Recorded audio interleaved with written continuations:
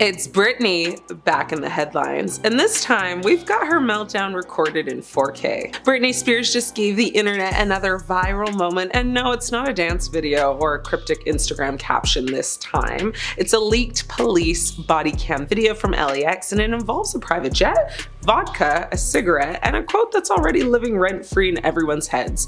She didn't take her meds. Let's rewind. Back in May, Britney was flying home from a getaway in Cabo San Lucas. Private jet, of course, but somewhere over the clouds, things got a little weird. Flight attendant says that she lit up a cigarette mid-air despite being told not to. And yes, apparently she had vodka in hand. Long story short, the crew was so rattled by her behavior that they radioed ahead for help. So when Britney's plane landed at LAX, airport police were already waiting. No chaos, no cuffs, just a casual body cam video now surfacing months later. A customs officer drops the line, "We get her all the time. Today she obviously didn't take her meds." Ouch.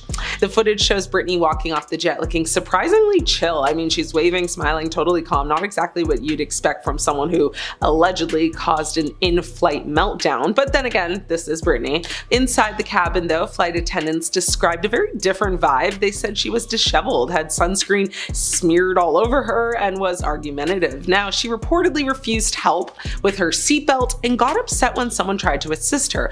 Honestly, it sounds like a chaotic girls' trip landing, minus the paparazzi. Oh wait, actually they were there too. She wasn't arrested though, no charges, no detainment. She was given a warning and walked out like it was just another Tuesday. I mean, police didn't even seem that fazed. One officer in the video called her very compliant and nice, which if you followed Britney's post-conservatorship era, feels very on brand. I mean, a little messy maybe, but not criminal. Of course, Britney clapped back on Instagram. She said she thought smoking was allowed on the jet. Weird. She also said it was her first time drinking vodka. Girl, please. And naturally, she sprinkled in a product plug and another free-spirited dance video because no Britney statement is complete without a little twirl, right?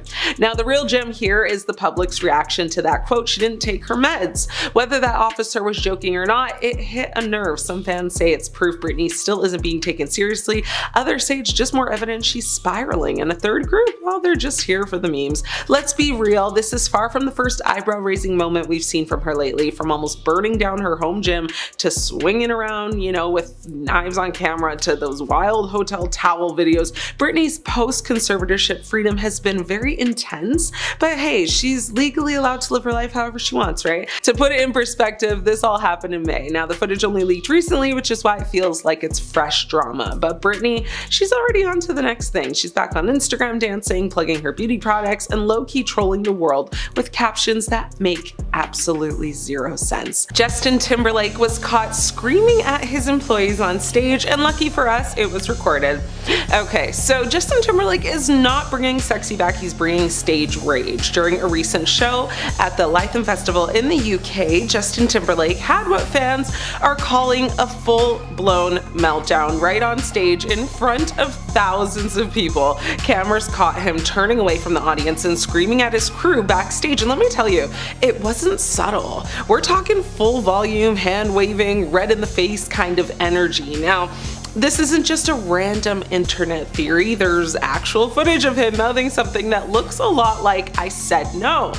And then he throws his hands up in total frustration. Not part of the choreography, folks. Now, fans immediately, of course, whipped out their phones faster than you can say "Cry Me a River," and the moment spread like wildfire, of course. Now, one attendee described the vibe as just super awkward, saying the outburst left the crowd visibly uncomfortable. But what exactly set JT off? Well, let's see if I can break it down. I mean, according to multiple sources, the performance was already a technical disaster. The audio was glitchy, the lighting was reportedly all over the place, and at one point it looked like Justin missed a cue entirely, probably because something went wrong behind the scenes. Now, one outlet even claimed that his in-ears weren't working, which, if you're not familiar, is a total nightmare for any singer on stage. So yeah, by mid-show it looked like Justin was just done being polite, done being professional, and just simply done, period. Now, at one point he stormed to the back of the stage and appeared to lash out at the tech team. There was no mic on him, unfortunately, during the ramp, but body language doesn't lie, and Timberlake looked like he was ready to start swinging a mic stand. Now, Let's keep it real, he's on tour, fresh off a DWI arrest that already left his image bruised, and trying to prove that, you know, he's still got it. So maybe the pressure's getting to him, maybe he's trying to deliver a perfect show and everything just went, you know, kaboom. Either way, the internet's not exactly giving him a hug. In fact, Twitter, sorry, X, was flooded with comments like Justin Timberlake acting like he's on a world tour when it looks like a high school assembly.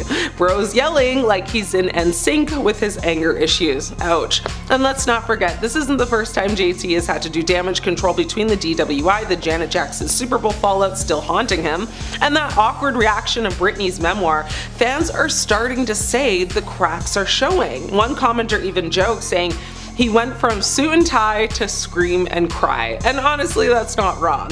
Now, as of this recording, Justin hasn't made any official statement about the incident.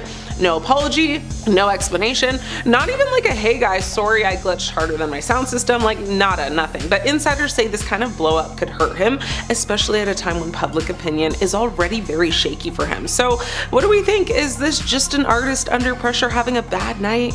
Or is the Prince of Pop turning into the King of Karen?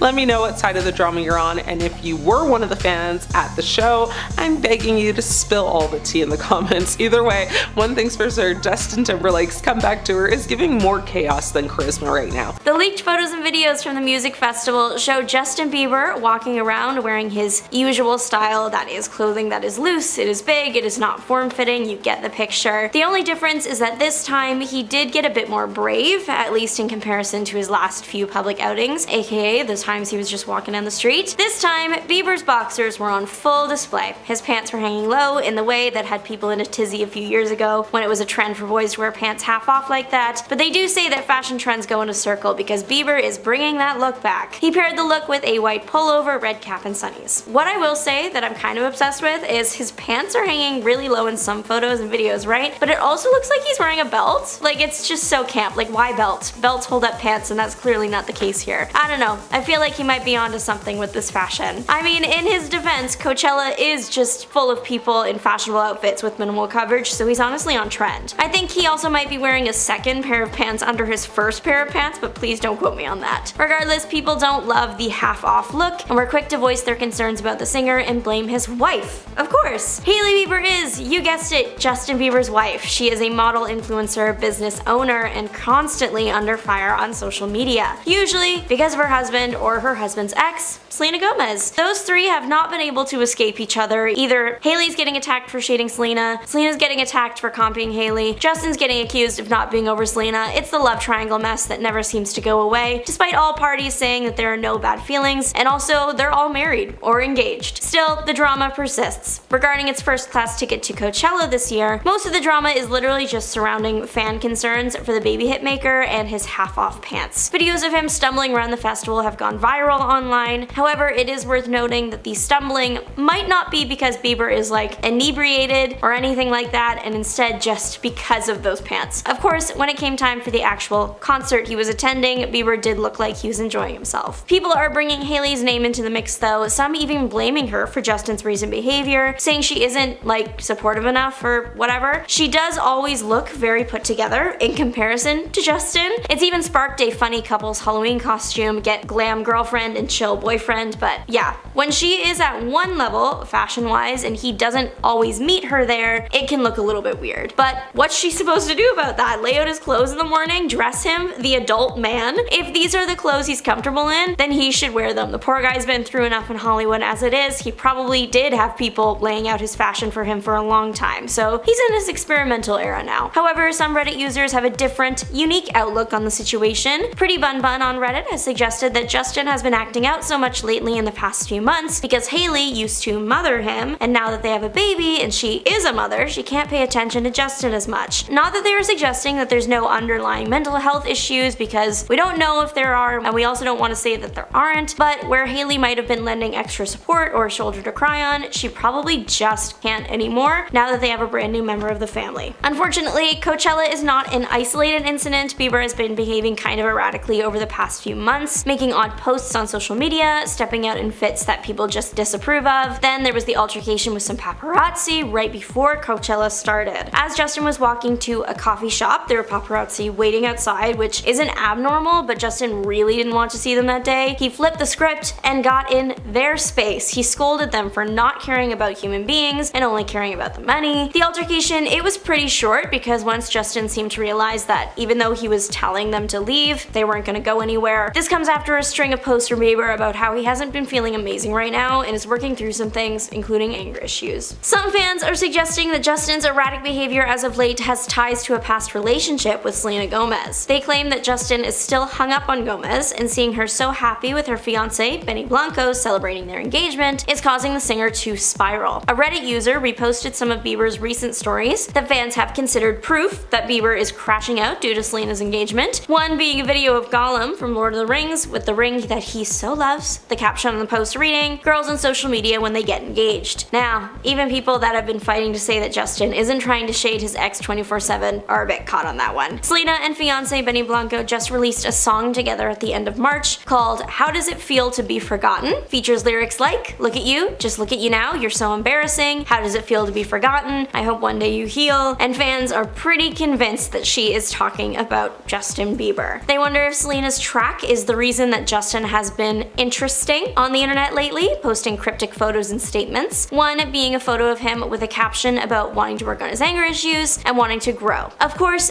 Bieber has been posting similar content and behaving erratically online for the past few months. Speculation about Justin and Hailey's marriage intensified after reports emerged that Justin unfollowed Hailey on Instagram back in January, a move that he later claimed was accidental. Someone apparently hacked his account. Fans also noticed Hailey's cryptic social media posts and her apparent absence during key moments in Justin's life. These incidents have fueled rumors of marital discord, with some fans suggesting that Hailey's presence may exacerbate Justin's struggles rather than alleviate them. Recently, Justin went live on Instagram, and fans noticed that after that he briefly deactivated his account and his wife, Hailey Bieber, unfollowed him. Of course, everyone freaked out about the latter thing, especially after what happened at the beginning of the year. Hailey was quick to reassure people that this was just another fluke of the Instagram app. She refollowed him in the end, and it was revealed that it was probably just because he deactivated his account that it took so long to get everything back in order. Hailey has publicly addressed the accusations surrounding her marriage many times, expressing frustration over the constant negative attention on the relationship. She revealed that people have doubted their happiness since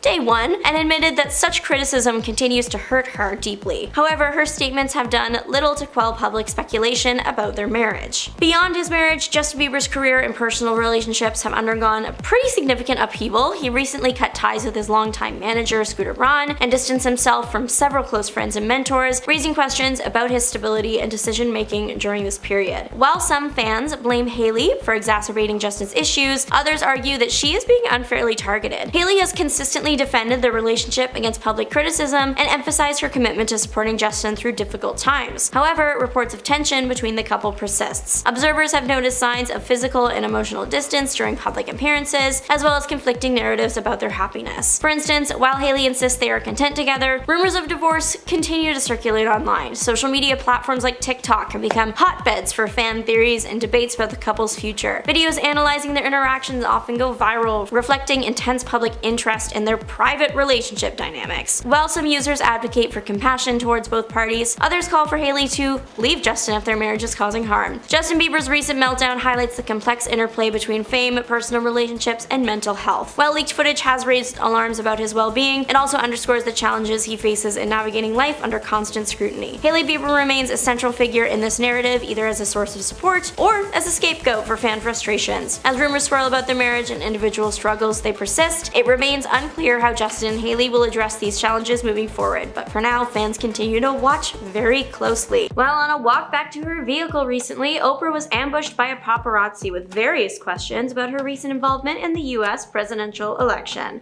For those not aware of the situation, Oprah has been accused of being paid $1 million to appear at an event supporting Kamala Harris's campaign. TMZ obtained the exclusive video of this impromptu Oprah interview.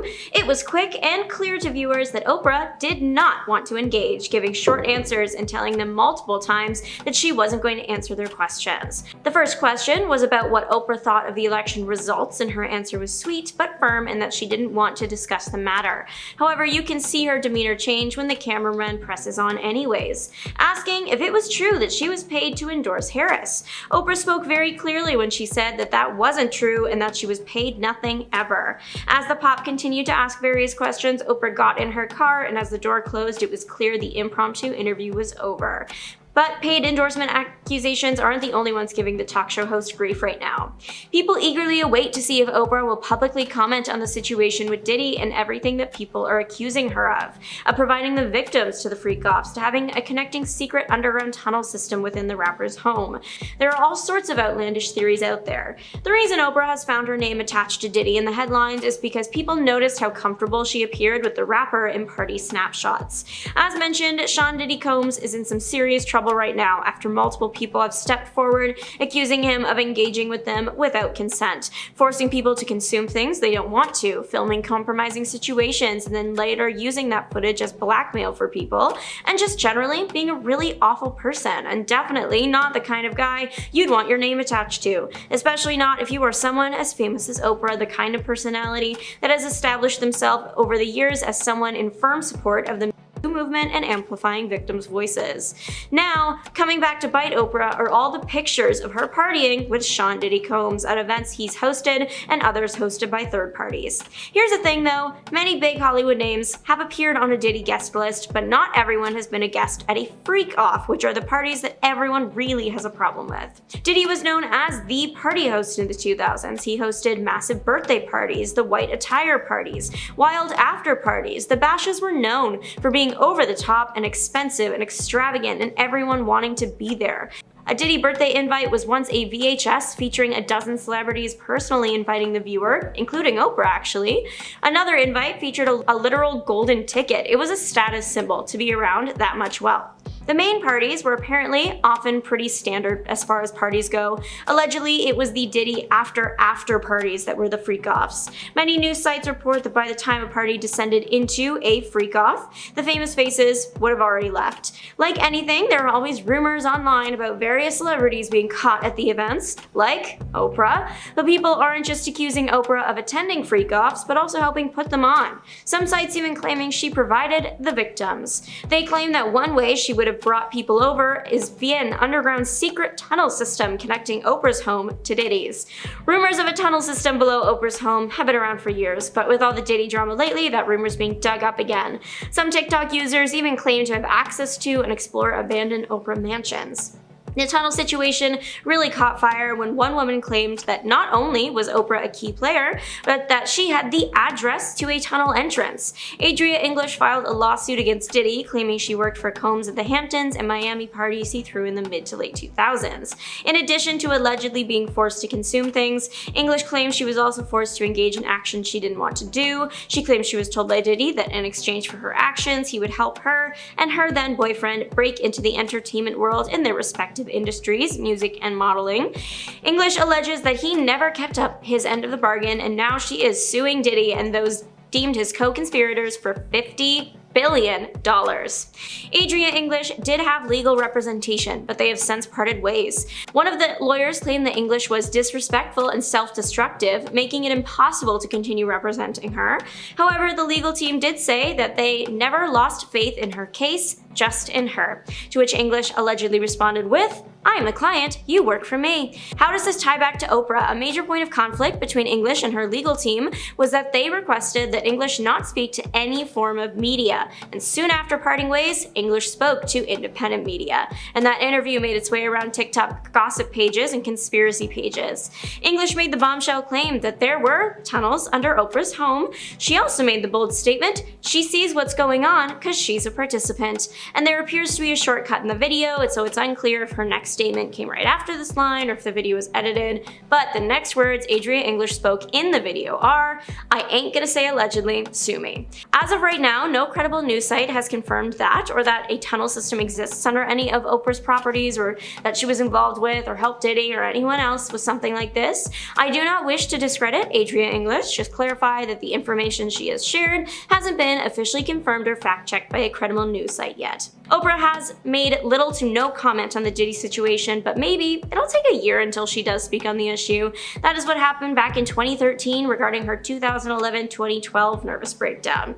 In 2013, the talk show host admitted that the rumors circulating from the year before about how she was having a nervous breakdown were 100% true. She shared all this and more in an interview with Access Hollywood. Let's set that scene. Oprah is/was, if not the biggest talk show host back in 2011, so big that she could launch her own network. It was called the Oprah Winfrey Network, or OWN. What was supposed to be the start of a prosperous new chapter didn't really go according to plan. The network apparently struggled when it debuted, it struggled to take off, and it was struggling to stay up, to the point where Oprah started to suffer a nervous breakdown. The wind of this when it was happening, it was in all the headlines, but Oprah kept to herself about it until a year later when she admitted it was all true. The talk show host shared that her breakdown was literally happening in the middle of her struggling network, and I do mean literally. She shared the moment she realized that she was breaking down when she was in the middle of doing voiceovers. She said, "I remember closing my eyes in between each page because looking at the page and the words at the same time was too much stimulation for my brain."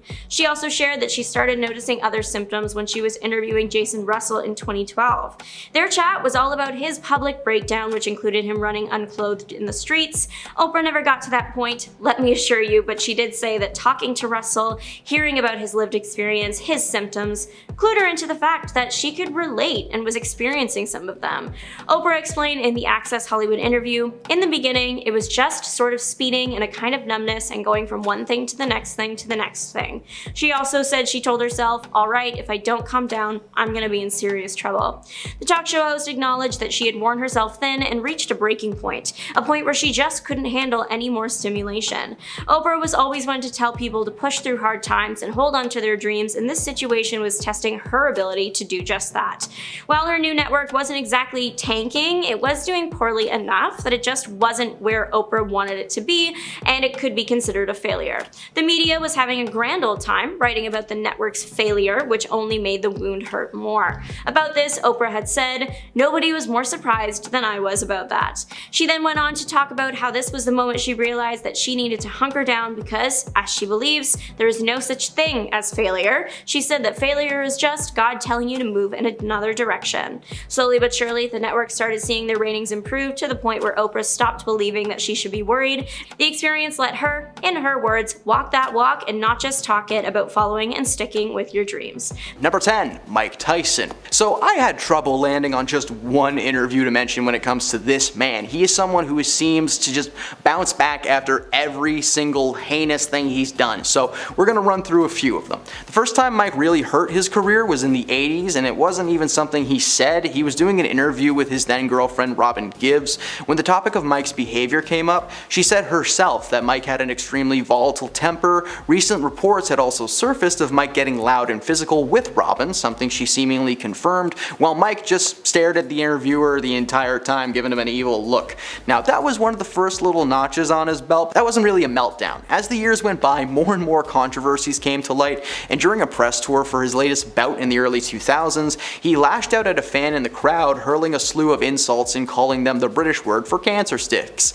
It starts with an F and it rhymes with maggot. The clip became viral overnight and placed his career in jeopardy, but he finally drove that nail into the coffin on CP24's Breakfast Television in 2014. After somehow maintaining enough relevance to get a one-man show, Mike was sitting down with host Nathan Downer to promote when the interview took a hard left and went from "So, what's the show about?" to "So, should you even be allowed on stage, you monster?" That's not what he actually said, but apparently that's that's what Mike Tyson heard because he stopped answering questions and would instead hurl sarcastic insults. The F word is once again his favorite and just throws it at him.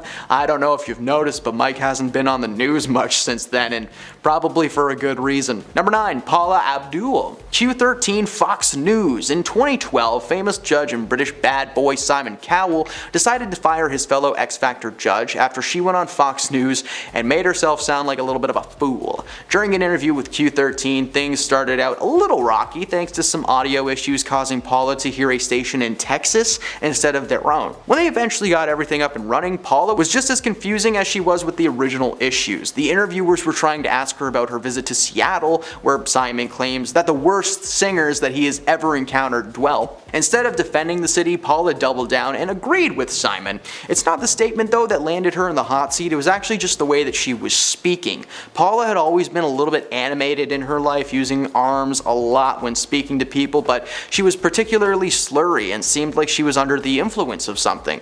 This was just one of several interviews where Paula is noticeably woozy. Simon Cowell has actually claimed the only reason she was invited to host on the X Factor in the first place was to see if she would bring in the American Idol viewers, and when that didn't pan out, he realized the right move to make was to let her go because she's not great on television. Of course, Paula was mad about this and confronted Simon several times, only making that meltdown bigger and bigger. Number 8, Robert Downey Jr. Being a part of the Marvel Cinematic Universe means a ton of interviews. Now, Robert had the fortune of playing Iron Man for 10 years, being featured in 11 movies. While doing press for his second round with the Avengers in 2015, he had the misfortune of speaking with a legendarily terrible interviewer, Krishnan Guru Murphy, on Channel 4. Now, I've talked about this guy in other videos for making Quentin Tarantino walk out of an interview, and he is making a return for something pretty similar. The interview is uncomfortable from the very beginning. Krishnan stumbles through his questions as quickly as he can, with Robert doing his best just to keep things smooth. Instead of asking questions about the movie though, Krishnan decided to probe Robert about his life in prison and with substance control issues. Now, at first, he's okay and answers the questions, but then Krishnan brings up his dad and asks if he feels that he escaped his dark past.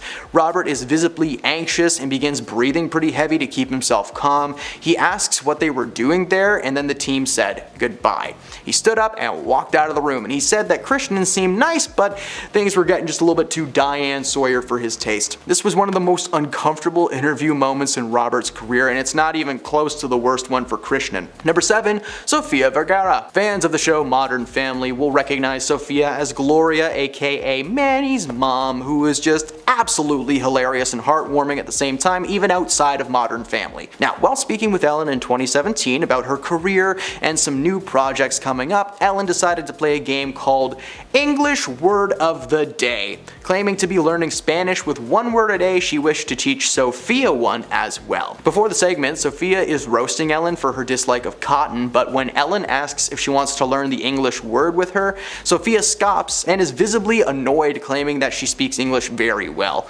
Ellen gives her the word flabbergasted and asks her to define what it means. Not only does she pronounce it correctly the first time, but she knew exactly what it meant. Ellen follows it up with discombobulated, which left Sofia confused and thinking pretty hard. Now, she butchered the word, and while she seemed to be taking things in stride, it turns out Sofia was so frustrated with participating in this game, as she is a bit self-conscious when it comes to her accent. A lot of people consider the segment to be a little bit racist and more cringe-inducing than fun. I've seen the clip. That's accurate. Number 6, Joaquin Phoenix. We understand a dedication to your craft, and Joaquin Phoenix is just a prime example. This dude's acting career has been going steady since he first appeared in the 1989 comedy Parenthood when he was in his teens. Now, while he is seen as one of the greatest actors in recent history, his reputation on set was a little tarnished thanks to a freak out while filming the 2018 solo flick Joker. He appeared on Jimmy Kimmel Live to promote the shoot when Jimmy plays a behind-the-scenes clip of Joaquin getting loud and angry at a man man named Larry, and the constant whispering behind the cameras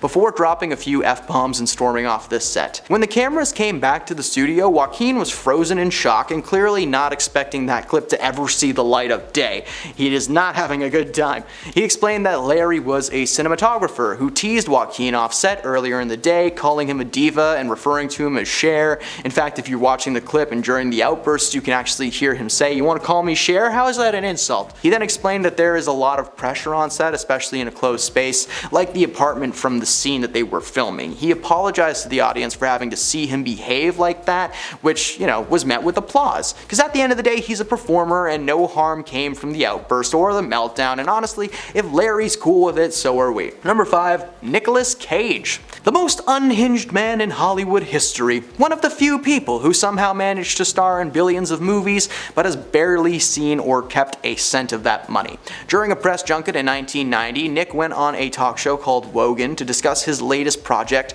Wild at Heart. When the host Terry Wogan announced Nick Cage, he entered with karate kicks, a front flip, somersault. He threw wads of cash at the audience because, hey, he's Nick Cage, why not? And when he finally sat down, moments before the interview actually began, he asked if he could take his jacket off. He proceeds to take his jacket off and the shirt underneath of it, because if people thought Nick Cage was all together, they were proven wrong during this interview. Despite the content being relatively tamed, the entire time you can just see sweat glistening off of Nick's chest, because guess what? Wearing a leather jacket on your bare chest is beyond uncomfortable, especially when there are lights aimed at you. Now sure, it might look cool until you take it off and you just have a heat rash. Nick's always been unhinged, but this meltdown during this interview was truly unique. His behavior in the 90s was apparent and well documented thanks to him literally being in like 2 movies a year. Number 4, Christian Bale. Christian is a very versatile actor, physically and of course skill-wise. He's able to shrink and grow his physique seemingly at will. He's played everything from a skinny substance addict to Batman in 2008. Christian starred in the 3rd film of the Terminator franchise, Terminator Salvation, and while he was filming a scene, director of photography Shane Holbert apparently just moved into Christian's eyesight, and this caused Christian to snap out of character and into defense mode. The now infamous audio clip of Christian screaming at Shane to make matters worse, anyone trying to calm Christian down were met with an equally swift verbal lashing. While the cinematographer was just checking a light to make sure that it was in the right place, like doing his job, Bale made it his mission to share his intense feelings with the entire crew. When the audio leaked, Bale apologized for his actions and told the world to praise the crew for their work. Now while the movie turned out okay visually speaking, the project as a whole is remembered as a terrible Terminator movie, and he gets pretty uncomfortable when he talks about it on stage. Number 3, Paris Hilton. Paris is the originator of the phrase famous for being famous, because this woman made headlines many times over the years for a little bit of everything. In 2011, Paris appeared on ABC to discuss her career, her personal life, and the recent situations she had been dealing with involving stalkers. During the interview, she revealed a few things about her life that had previously been speculated, like the fact that she used a higher-pitched baby voice on the show Simple Life, but had a much deeper and serious tone in real life, but the conversation eventually ventures into uncharted waters. The interviewer asked Paris if she felt that her former friend and protege, Kim Kardashian, had overshadowed her in the eyes of the media. Paris says nothing, looks to her publicist, and goes to stand up. They almost wrapped the interview entirely, but eventually things simmered down and they were able to clear up the air. However, the moment stuck with fans of Hilton immediately and begged the question, why is she so uncomfortable talking about this? And it's because it's true. Well, it turns out the world answered the question for her, because Kim Kardashian's show, Keeping Up with the Kardashians, made it big, and Paris Hilton's show was cancelled after 1 season. So, there you go. Number 2, Tom Cruise. Matt Lauer is not just a terrible person who turned out to be a creepy creepo. He was once a popular talk show host in the early 2000s. During an interview with Tom Cruise in 2005, the topic of his scientific beliefs came up that quickly sent Tom into a rant about psychiatry, and somehow the topic got into Ritalin and pseudosciences. I don't know, Tom yelled at Matt about knowing more than him about psychiatry, like he had some inside information that he was secretly a therapist, who knows. The interview came at the height of Tom's pretty public descent into chaotic badness, becoming very famous for his outlandish beliefs and his wish to push them onto other people. The highlight of the interview came when Cruise was asked about his previous criticisms of Brooke Shields taking anti-sad time pills, to which he responded by calling her a glib. I looked up the definition of that word, and it means fluent and voluble, but insincere and shallow. But this was only one of the several interviews from 2005 that I wanted to discuss today, especially with Tom Cruise. Good lord, that was a rough year for him. When he was with Katie Holmes, he was a nutcase. Just ask Oprah. I mean, ever since the mid-2000s, his career has mainly been Mission Impossible, with only a few small roles to fill the gaps here and there, not the Hollywood superstar that he was aiming to be. And at number 1, my favorite entry, Bobcat Goldthwait. Allow me to start the entry by doing an impression of Bobcat. Thank you. Bobcat may not be much of an actor these days, but in the 80s and 90s, this man was dominating the film and comedy scene. His zany brand of over-the-top, high-energy performance was so well received by any and all who saw him. I can still hear his voice echoing in my head whenever I think of Police Academy. In 1994, comedian Arsenio Hall invited his longtime buddy Bobcat onto his talk show, which unfortunately was in its final days on the air. When he heard the cancellation, Bobcat decided to send a message to the big brains that made the decision, because he spray painted the word Paramount on the wall behind him, throws furniture around, breaks TV screens, all the while Arsenio is just sitting back and laughing.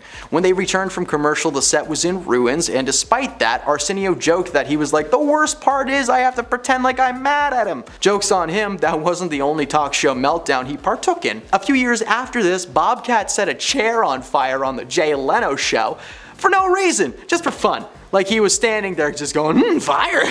He was fined over $3,000 and made to replace the chair. Oh, and in case you haven't noticed, he hasn't been asked to be on any talk shows recently. First off, Miss Britney Spears. On February 16th, 2007, the Gimme More singer infamously shaved her head. Days later, she shocked the world by furiously attacking a paparazzo's car with an umbrella. The following July, the pop star offered up a bizarre explanation for her violent behavior.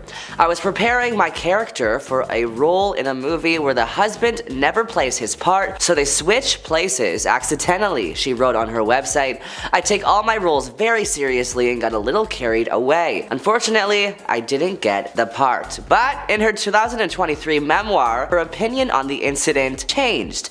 She says, "I'd been eyeballed so much growing up, I'd been looked up and down, I had people telling me what they thought of my body since I was a teenager. Shaving my head and acting out were ways of pushing back," Spears adds in the book. After Britney was put in a court-ordered conservatorship in 2008, granting her father and a lawyer control over all her financial and personal affairs, she says she was forbidden from keeping the new shaved look. "Under the conservatorship, I was made to understand that those days were now over," she writes. "I had to grow my hair out and get back into shape. I had to go to bed early and take whatever medication they told me to take." Our next celebrity meltdown involves Nothing Compares to You singer Sinead O'Connor. Sinead was performing on SNL when a brief moment destroyed her entire career. On October 3rd, 1992, O'Connor appeared on SNL to promote her new album, Am I Not Your Girl? For the second song of the evening, O'Connor had chosen to perform an a cappella version of Bob Marley's song War. Throughout the performance, she stared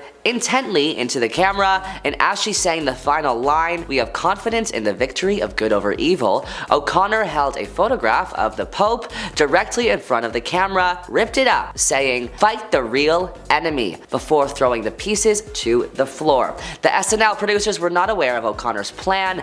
During the dress rehearsal, she had held up a picture of a child. Everybody at SNL apparently froze after the live performance, unsure how to react, and that the music producer Liz Welch went from jubilation to tears. The executive producer Lorne Michaels said the air went out of the studio and that he ordered that the applause sign should not be used. The audience remained silent and O'Connor returned to her dressing room where somebody found her talking to herself, quote, doing something between poetry and chanting. Our next celebrity meltdown involves Nicki Minaj and Mariah Carey. On an episode of American Idol, the former show judges got into a curse word-filled fight. Minaj criticized Carey for being too harsh on a contestant, which the Vision of Love singer responded by saying, "I'm sorry, it's just that that's what I do, Nicki." The Anaconda rapper immediately fired back. "Oh, you're right. I'm sorry I can't help her," she said, tossing her seat behind her. "Maybe I should just get off the effing panel. Let me get off the panel." After leaving the room, Nicki was overheard shouting, "Shut the F up! Finish the show, I'm done." But that's not the only on-air meltdown Nicki Minaj has had. when accepting her VMA award for Best Music Video,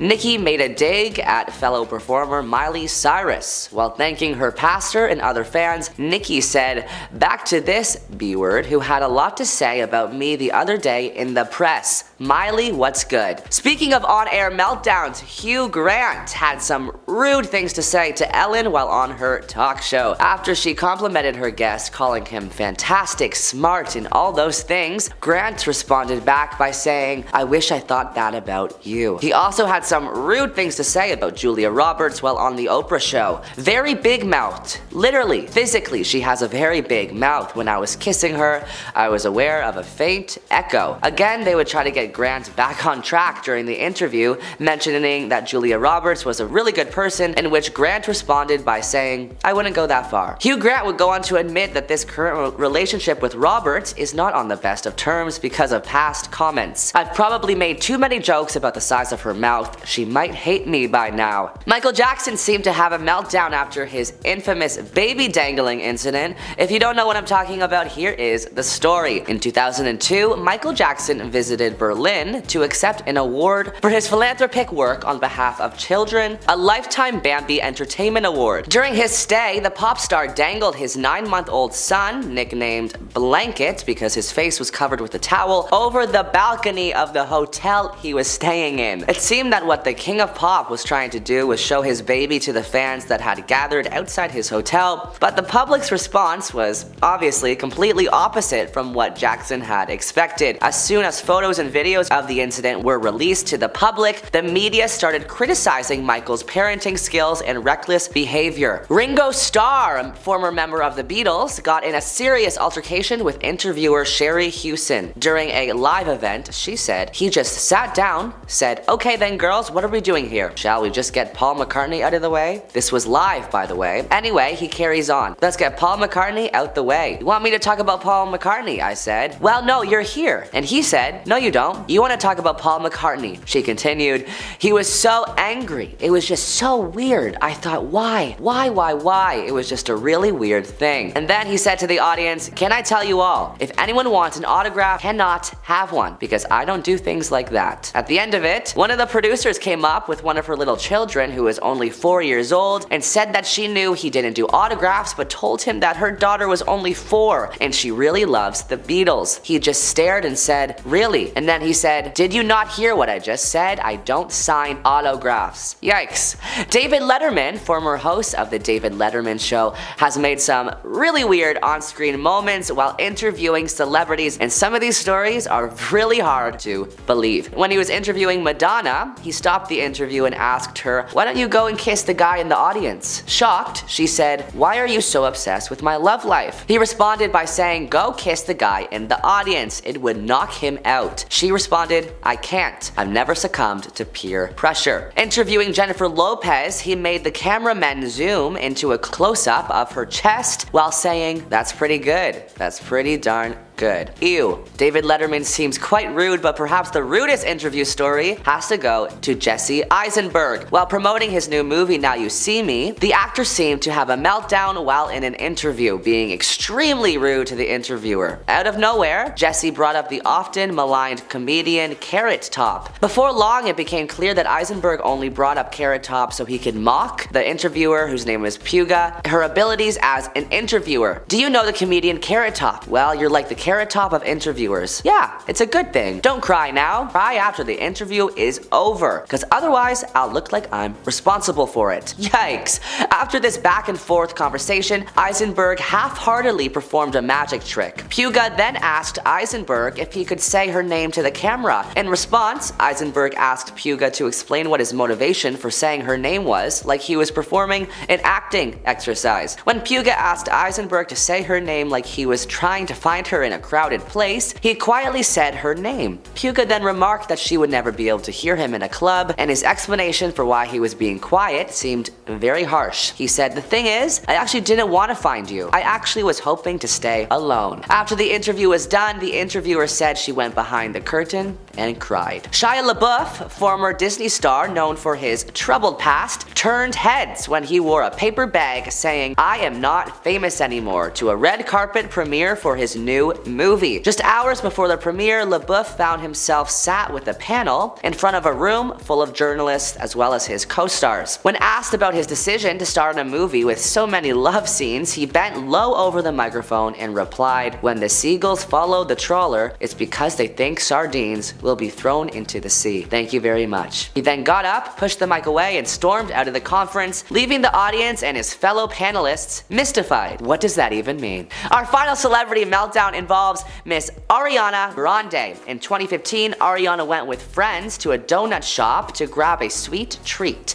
Everything was looking good until the employee at the donut shop supposedly turned around behind the counter, and while he wasn't looking, Ariana licked some of the donuts still for sale while saying, "I hate America," and later calling the donuts disgusting. The security footage of the incident went mega viral online, and Ariana quickly went to Twitter to apologize, saying, "Seeing a video of yourself behaving poorly that you have no idea was taken is such a rude awakening that you don't know what to do. I was so disgusted with myself." She said, "I'm not here to make any excuses or to justify my behavior because I can't. I'm just here to apologize." Number 10, Rose McGowan. So let's talk about the show Charmed for a second, a solid series that was on air for basically 10 years. The series followed three sisters that discover they are descendants of a long line of good female witches and are destined to fight against the forces of evil. Yes, it was a very fun show, however, just because you play sisters on set does not mean that you're always going to be close in real life. Rose McGowan and Alyssa Milano had a very public altercation that resulted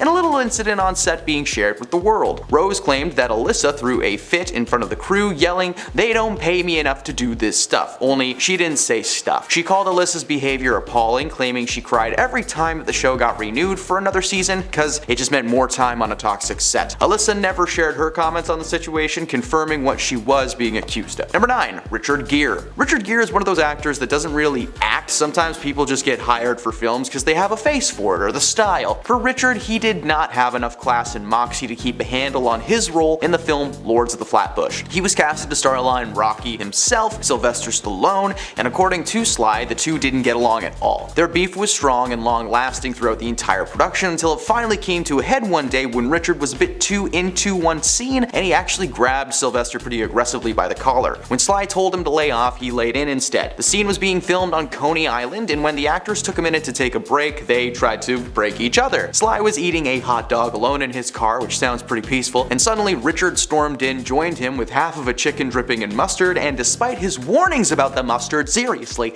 it dripped all over his pants. In true Rocky fashion, he elbowed Richard in the face, threw him out of his car, and the altercation resulted in Richard being fired from the project. Oh no, they had to decide between Richard Gere and Rocky. I wonder how quick that decision was. Number 8, Selma Blair. It's funny that this entry involves Charlie Sheen getting a woman fired when he himself has been fired from so many projects because of, well, several reasons. After being fired from 2.5 Men, Sheen returned to the acting world, headlining his own show called Anger Management. It premiered in 2012 with cast featuring Hellboy alumni Selma Blair playing his colleague and friend with benefits on the show. However, Sheen's terrible behavior continued to haunt him from his 2.5 Men days. Blair was very vocal on her problems with Charlie, especially his messy work ethic. Charlie heard and he was having none of that, so he threatened to quit the show if Blair was going to remain a part of the cast. Sheen got his way and Blair was let go after starring in 54 episodes. The show didn't last long though. Who would have guessed that a messy actor being the lead was a bad idea? It got cancelled in 2014. Next up, 7, Shannen Doherty. Unfortunately for Shannen Doherty, she gained quite the reputation in Hollywood for being fired due to issues with her co-stars. She may or may not be making another appearance on this list. Who knows? Guess you'll have to stick around to find out. For the first entry, we're going to look back to the very popular series teen drama 90210, a series following the lives of the Walsh family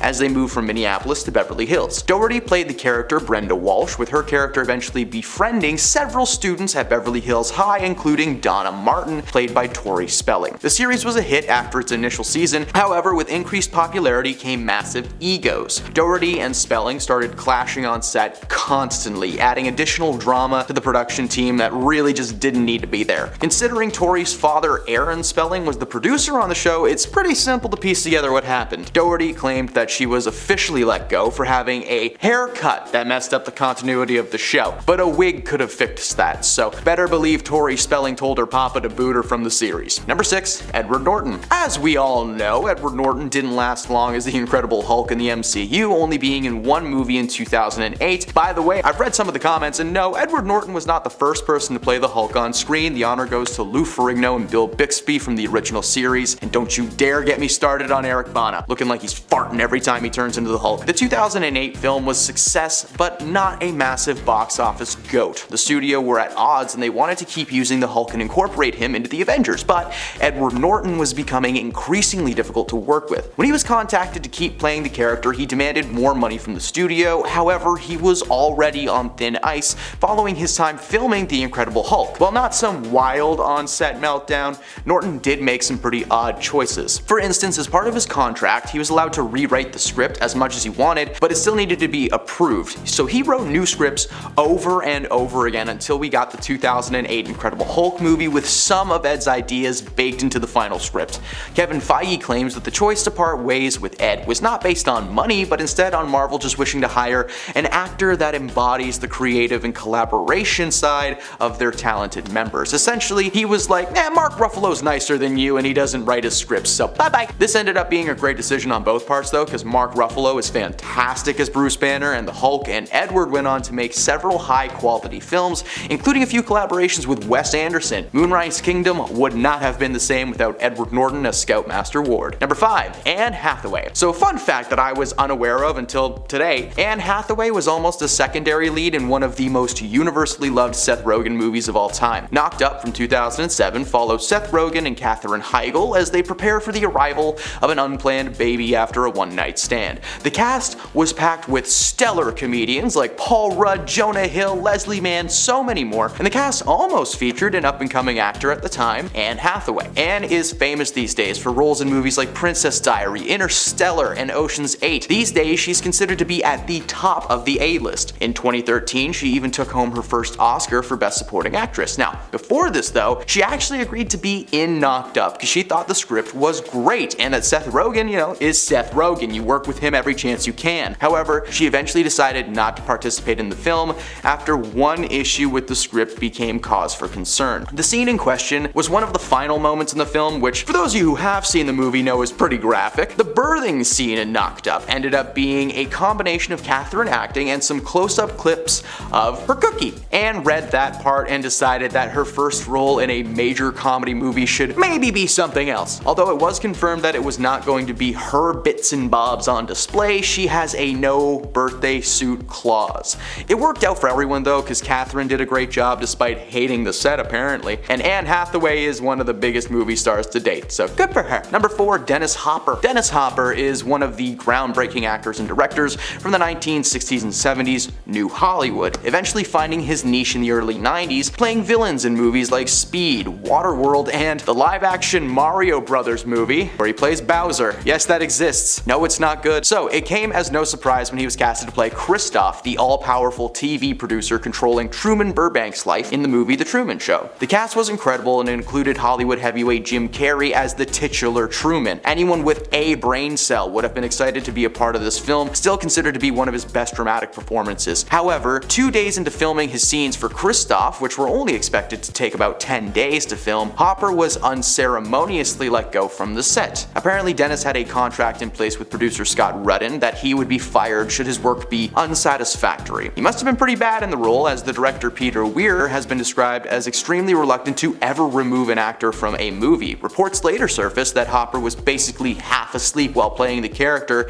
and while Kristoff wasn't written to be like a manic man or anything, he did require some effort to be properly pulled off. Ultimately, Ed Harris stepped in to play the role after production had been desperately trying to replace Dennis to avoid having the film be shut down entirely. Thankfully, that never happened, and The Truman Show has gone on to be one of the most depressingly heartfelt Jim Carrey performances ever. Oh, and Ed actually got nominated for an Oscar, so sorry Dennis, looks like it was a good move. Number 3. Jean-Claude Van Damme. The Belgian actor Jean-Claude Van Damme was just on the verge of coming into his own career as the Muscles from Brussels when he landed a job opposite of Arnold Schwarzenegger in 1987's action flick Predator. This sounded like the perfect casting choice. John would have worked alongside the likes of Carl Weathers and Jesse Ventura. While this may have turned out cool, the reality was that John wasn't casted to play one of the Marines at all. Instead, he was casted to play the titular Predator himself. The special effects artists behind the project called the experience with John as a hilarious comedy of errors,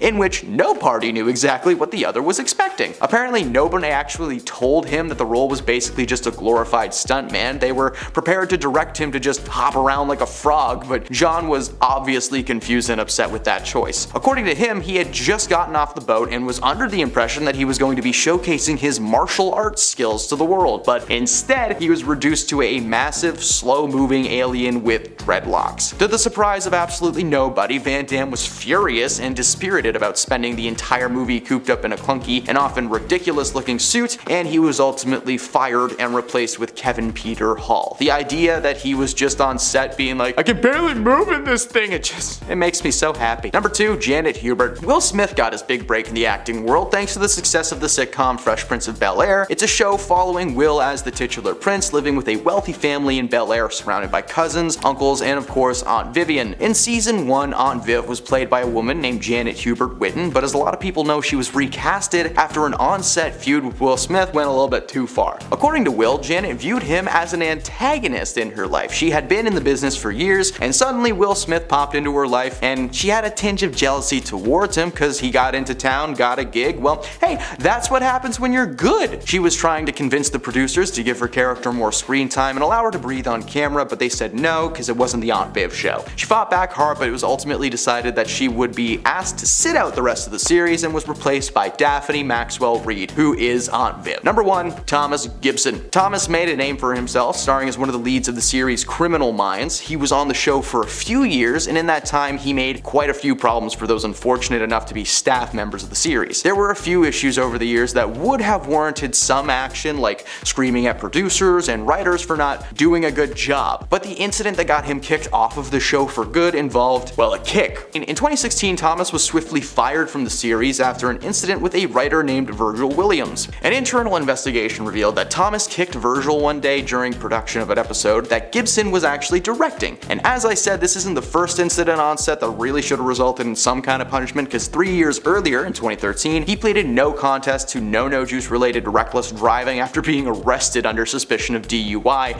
and 3 years before that, he allegedly shoved an assistant director, Ian Wolfe, during a late night location scene. That led to the studio ordering Gibson to take 8 hours of anger management. According to most people on the set, Thomas was a wild card. Some days he was friendly and accommodating, and the next he went ballistic. Starting off our list today at number 10, we have Harry Styles. Harry Styles was left a little red-faced after he suffered a wardrobe malfunction back in January while he was performing in front of one of his first celebrity crushes, Jennifer Aniston. During the middle of Harry's concert, the singer split his trousers right down the middle while he was belting out to his hit song music for a sushi restaurant. Later, a video would surface online where Harry could be seen dropping to his knees before making a shocking face to the crowd as he realized his pants had split. The former One Direction member quickly then covered the rip with his hands and managed to see the funny side while apologizing to the audience sitting in the front row. When he said, "My trousers ripped. I feel I must apologize to a certain few of you right down in the front there." Later, the musician was seen running around the stage before grabbing a pride flag, which he used to cover up the split by tying it around his waist. Number 9, Miley Cyrus. After ringing in the new year on the NBC New Year's Eve special, at one point during the show, Miley lost her top during her performance, which caused her to quickly improvise and change her entire look while continuing on with her set. The moment took place just after Miley performed her hit We Can't Stop and transitioned into another hit, Party in the USA. As she was strutting around the stage in a silver outfit, Miley could be seen holding onto her top as she sang the opening lyrics of the song before she then made her way backstage as her backup singers and band continued to play. The singer then returned to the stage in a red blazer, which she previously wore in her program earlier, and she channeled into her 2009 song by saying, "Everybody is definitely looking at me now. I'm still in the most clothes I've ever wore on stage." Hey my little peaches, are you liking this video so far? If so, don't forget to give it a thumbs up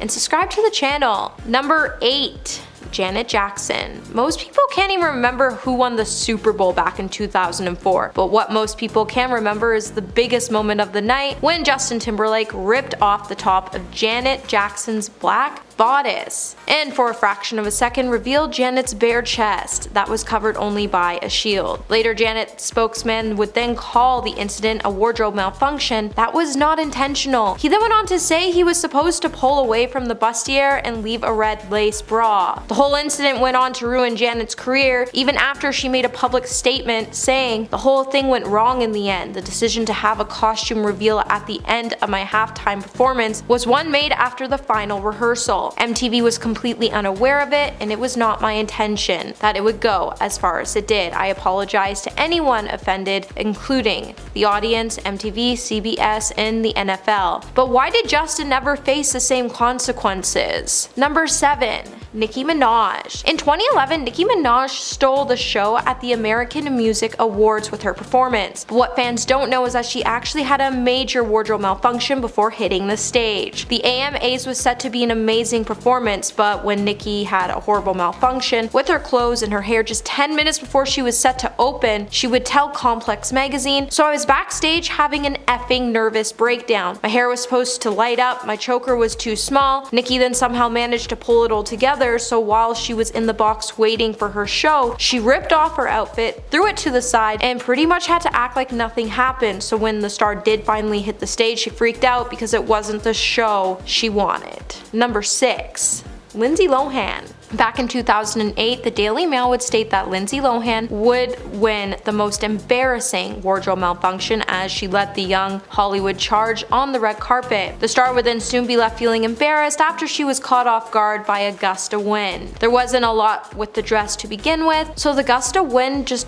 whipped up her flimsy skirt. The poor girl was then left beaming away uncomfortably when her flesh-colored girdle made an unexpected public debut. The star tried not to let the moment get to the best of her, and she continued to smile for the cameras. While the moment could have been the perfect Marilyn Monroe moment, it just wasn't a good moment for Lindsay. Luckily for Lindsay, her friend was right by her side to help her fight the gust of air, but the help could have came a little sooner. Number 5. Katherine Heigl. So back in 2010, when Katherine Heigl was accepting the Showist Award for Female Star of the Year in Las Vegas, one of the straps of her dress would break, and it shocked the actress, and then she continued to try to make her acceptance speech. Access Hollywood host Billy Bush then immediately ran to her rescue and helped the star by holding her strap in place. Just after, Billy would take to Twitter to say that while he was hosting the awards in Las Vegas, Katherine's dress broke and he had to hold her top on while she was accepting the award. By the end of the night, it all seemed well as Katherine was able to regain her composure and finish her speech. Later, she went backstage and found pins so she could secure the strap so she could continue taking photos, and then she went on to praise Billy for all of his help. Number 4. Britney Spears. When Britney Spears kicked off her Piece of Me tour with a bang, she probably didn't intend it to come with a wardrobe malfunction while performing her song Do Something. A video captured by a fan and posted to YouTube would reveal that Britney was struggling to adjust her sparkly black bra behind a set wall mid-song. When she re-emerged from the behind makeshift prop, her chest was slightly exposed. Whether the pop princess failed to notice it or merely just chose to keep things moving on, she did finish out the rest of her number without fixing her top, and it definitely hasn't been her first wardrobe malfunction, as back in 2016 she also handled things like a pro when her bra popped open on stage during her Piece of Me show in Las Vegas, as the star could be seen quickly covering her chest with her hands until her backup dancers were able to refasten her top back up. Number 3. Cardi B. So in 2019, when Cardi made her second return to the stage following plastic surgery complications, the rapstress certainly made an impact at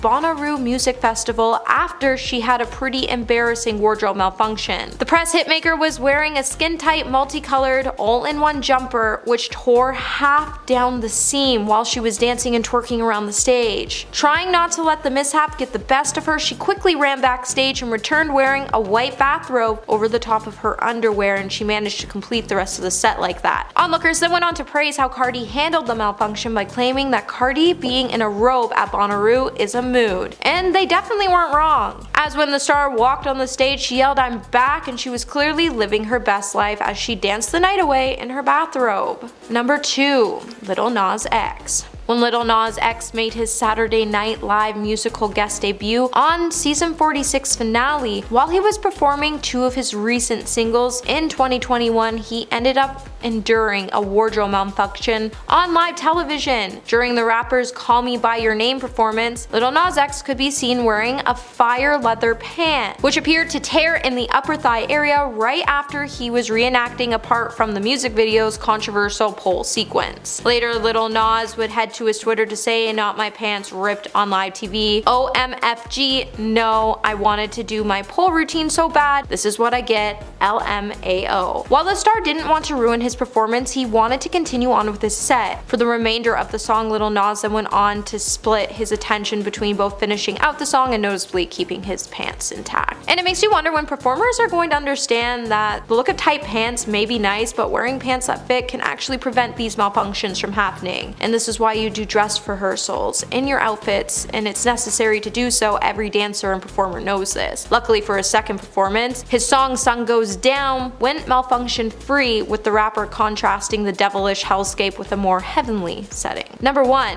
Khloe Kardashian. Over the last decade, Khloe Kardashian has had a handful of wardrobe malfunctions that she has had to handle like a boss. One of her most memorable clothing issues was when she suffered a noticeable chest slip on camera during a June 2011 appearance on Fox and Friends. While she was speaking with the show's host, Khloe accidentally exposed her chest for a few minutes into the interview while she was wearing a black sheer top. However, she didn't let the brief moment bring her down. Later in a post on Twitter, Khloe would state that she had a little slip up and she loved it, before tweeting that her mom even called her saying the incident was all over the internet and she didn't think this type of thing was so special. Khloe has also been pretty vocal about dreading clothing slip-ups, when she would admit that she was feeling frantic when she experienced a unique shirt malfunction backstage of the Ellen DeGeneres show. She would tell People magazine at the time that because she had a malfunction with her shirt, she had to scrunch over because she didn't have a shirt under her blazer.